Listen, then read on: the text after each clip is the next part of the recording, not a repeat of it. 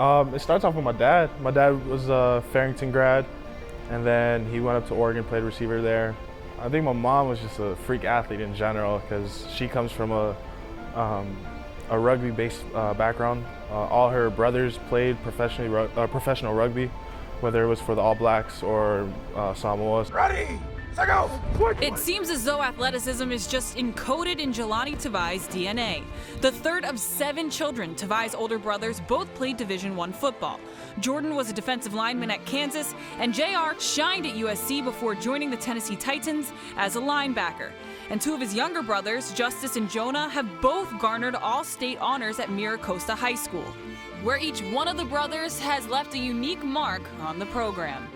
Well, it is truly the quintessential family of athletes, but uniquely, each one of them has their own characteristics about them.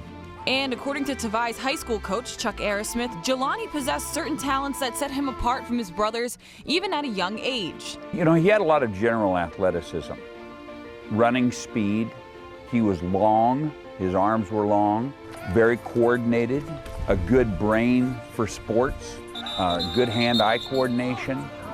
Those characteristics bring out athletic skills in him that probably they don't all possess. But for all of his natural ability, Arrowsmith says Jahlani still had a lot of growing to do before he joined UH, both physically and mentally, to reach his potential as a player and as a person. Jahlani, who we all know now at UH is a 6'4", 235-pound linebacker who looks like a very athletic, imposing figure. In high school, was a skinny 180-pound kid. He didn't have his brother's physical characteristics at that age. He wasn't a Rhodes Scholar. He wasn't a kid who was going to burn up the academics. But oddly enough, when he got to Hawaii, he turned into that. According to Jahlani, that internal shift that he experienced is also something he credits his family for. Specifically, a long conversation with his 2 older brothers that helped give him a new perspective. We call it the Tavai Talk. So the brothers who left high school usually decide to come back and talk to the ones who are in high school. They discussed with me like the struggle that we always went through when we grew up, our parents had to go through, and that we were wasting our opportunity just lollygagging around in high school. So that really hit me.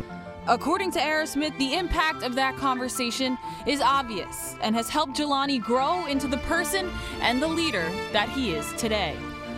He's articulate, he's well-spoken, he says the appropriate thing at the appropriate time. He's such a good model right now for kids to see this can happen to you. All you have to do is put your shoulder to the wheel and make it happen. And he has.